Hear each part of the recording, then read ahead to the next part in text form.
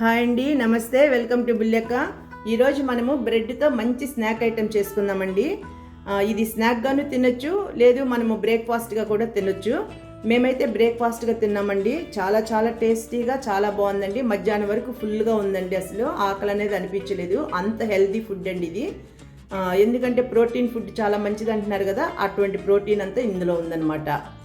ఏం కావాలో చూద్దామండి. దానికి బ్రెడ్ తీసుకున్నాను, ఒక 6 స్లైసులు తీసుకున్నాను, 2 కోడిగుడ్లు, కొంచెం పచ్చిమిరపకాయలు, 2 ఉల్లిపాయలు, కొంచెం క్యాబేజీ, కారపొడి దానికి సరిపడా, పసుపు ఒక 1/2 టీ స్పూను, ఒక 1/2 టీ స్పూన్ మిరియాల పొడి, అల్లం తెల్లగడ్డ పేస్ట్ ఒక 1/2 టీ స్పూను, జీలకర్ర ఒక 1/2 టీ స్పూను, కొంచెం కొత్తిమీర తీసుకున్నానండి. ఇప్పుడు మనము ఈ బ్రెడ్ని ఇట్లా స్క్వేర్ టైప్ గాను, ఇట్లా ట్రయాంగిల్ షేప్ గాను కట్ చేసుకుందాం. యాక్చువల్గా ట్రయాంగిల్ షేపే బాగుంటుందండి. ఈ స్క్వేర్ టైప్ అనేది నేను ఎందుకు కట్ చేసుకున్నానంటే, నాకు మళ్ళీ మిగిలిన పిండిని నేనేం చేసిందంటే ఎయిర్ ఫ్రైలో చేసుకున్నానండి. అందువల్ల దానికోసమని నేను అట్లా స్క్వేర్ టైప్లో చేశాను. కానీ మీరు కనుక కట్ చేసుకోవాలనుకుంటే మాత్రం ట్రయాంగిల్ షేప్లోనే కట్ చేసుకోండి. అదే చూసేదానికి కూడా బాగుంటుంది. ఎయిర్ ఫ్రైలో ఈ ట్రయాంగిల్ షేప్ ఎక్కువ పీసులు పట్టదండి.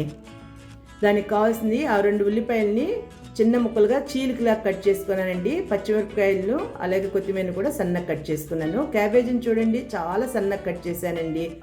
సాధ్యమైనంత వరకు ఎంత సన్నగా కట్ చేయడానికి వీలవుతుందో అంత సన్నగా క్యాబేజీని కట్ చేసుకోండి.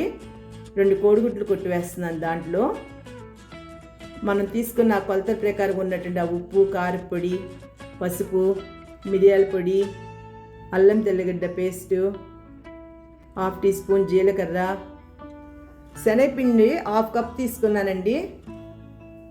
పచ్చి శనగపిండి అండి అది. అలాగే ఒక దాంట్లో 1/4 కప్పు జొన్న పిండి తీసుకున్నానండి.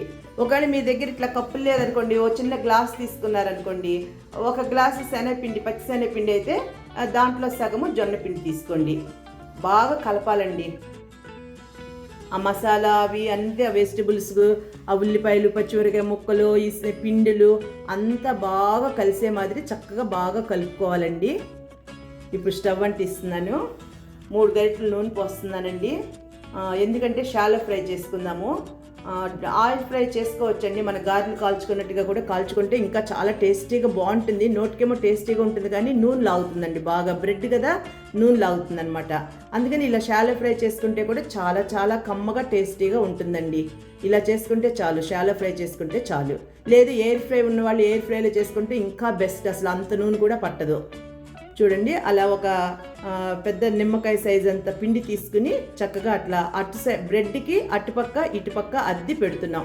మామూలుగా అయితే మనం బ్రెడ్ టోస్ట్ ఎలా చేస్తామంటే, మన వెజిటబుల్ కర్రీ చేసుకుని బ్రెడ్ మధ్యలో బ్రెడ్కి పైన పెట్టి దానిపైన ఇంకో బ్రెడ్ పెట్టేసి కాల్చుకుంటాం. బ్రెడ్ టోస్ట్లు అన్నా కాల్చుకుంటాం, లేదా ఇట్లా పెను పైన కాల్చుకుంటాం.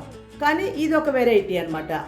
ఇది దానికి ఆపోజిట్ పెడుతున్నాం, అంతేనండి. కానీ చాలా టేస్టీగా ఉంటుంది. ఆ బ్రెడ్ టోస్ట్లో మనం పిండిలో అంతా ఏం ఉపయోగించము, ఓన్లీ వెజిటబుల్స్నే చేసుకుంటాం. కానీ ఇందులో మాత్రం ఇట్లా పిండిలో ఉపయోగించి చేసుకుంటున్నాం. ఈ పిండిలో ఏమంటే ప్రోటీను, జొన్న పిండి ఉందంటే గ్లూటెన్ ఫ్రీ, హెల్త్కి చాలా మంచిదండి. నాలాంటి ఒబేసిటీ వాళ్ళకైతే ఈ జొన్న పిండి అనేది ఇంకా మంచిదండి. అసలు రాగి పిండి కన్నా కూడా అసలు జొన్న పిండి ఒబేసిటీ వాళ్ళకి ఇంకా చాలా మంచిదండి. ఈ రకంగా చక్కగా అన్నీ పెట్టుకుని అలా కాల్చుకోవాలండి. ఇప్పుడు నేను వెజిటబుల్ వచ్చి ఒట్టి క్యాబేజీ మాత్రమే తీసుకున్నాను కదా, నా దగ్గర అది మాత్రం ప్రస్తుతానికి ఉందని అది ఒక్కటే వేశాను. యాక్చువల్గా మనము దాంట్లో క్యారెట్, క్యాప్సికమ్ కూడా కలుపుకోవచ్చు అనమాట. నేను నెక్స్ట్ ఎయిర్ ఫ్రైకి తీసానండి, వీడియో తీసినాను, ఇంకా అప్లోడ్ చేయలేదు, చేస్తాను త్వరలో. దానికైతే నేను క్యాప్సికము, క్యారెట్, ఇది క్యాబేజీ వేసి చేశానండి. చాలా చాలా బాగా వచ్చిందండి. అసలు ఆయిల్ అయితే ఒకే 1 స్పూన్ అండి నేను వేసింది. ఎంత బాగా వచ్చినాయోనండి. త్వరలో అప్లోడ్ చేస్తాను అది. ఇది ఒక గరిటె సహాయంతో మనము తిప్పుకోవాలండి. ఎందుకంటే మనకి అట్లే డైరెక్ట్గా ఒకే గరిటతో కనుక సహాయం లేకుండా ఒక గరిటతోనే తిప్పినామనుకోండి, ఆ నూనె మన మొహంలో చిందుతుందనమాట.